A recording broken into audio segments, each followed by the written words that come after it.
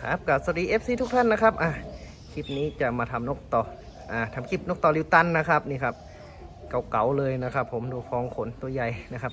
เสียงกลางนะครับนกตัวนี้ริวตันอายุโกง5 ขวบจะเข้า6 ขวบนะครับส่วนมากก็จะเอาไว้ฟังแต่ต่อได้ด้วยนะครับตัวนี้เป็นนกต่อนะครับเดี๋ยวให้ชมลายกันนะครับเป็นนกเล็บคุดนะครับจะเล็บยาวหน่อยนะครับบางเล็บนะครับนี่ครับลายงามๆเลยนะครับนี่ครับนิ่งๆหางไม่มีหักนะครับริวตันนะครับเล็บรบสมบูรณ์แต่จะยาวหน่อยนะครับ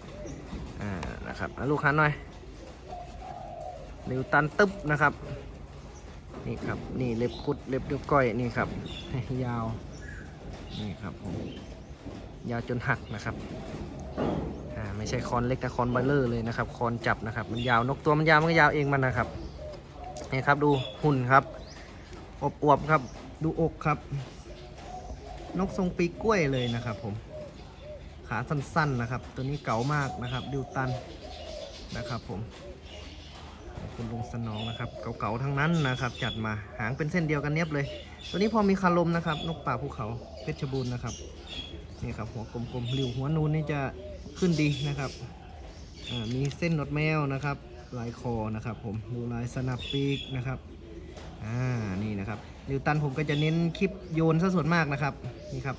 ถ้าเอามาแบ่งก็เอานกเก่าๆอย่างนี้เลยนะครับเก่าๆนะครับผมเสียดายไม่มีอ่างสักคำ2 คำ ดังนั้นก็จะพีคไปอีกนะครับมันก็หายากเนาะนกป่านะครับแค่ตันของแท้นี่ก็โอเคแล้วครับผมเอาลูกหันหน่อยนี่ครับริวตันนะครับใครสนใจนะครับเอาไปทำนกมงคลก็ได้นะครับผมต่อก็ได้ฟังนะครับเสียงโอเคเลยนะครับตัวนี้นี่นะครับแข้งขานี่ครับนกอายุใช้ได้เลยนะครับ5 ปี6 ปีนะครับหน้าตาหล่อเหลาเอาการนะครับ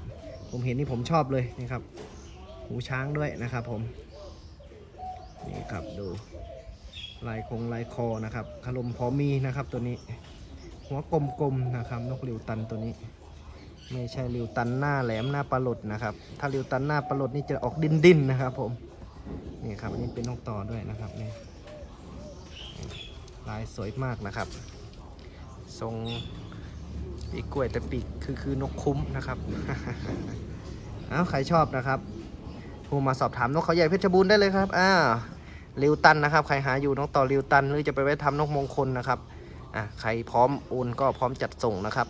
หลายท่านบางท่านเม้นมาผมก็ไม่ค่อยได้ตอบนะครับผมไม่ค่อยได้ดูเม้นเท่าไหร่นะครับก็โทรมาดีกว่าเนาะโทรมาคุยกันนะครับผมใครถูกใจก็จัดไปนะครับถ้าปิดแล้วผมก็จะลบเบอร์ออกนะครับบอกก่อนนะครับคลิปนี้ก็ปิดไว้เพียงแค่นี้ครับสำหรับวันนี้สวัสดีครับ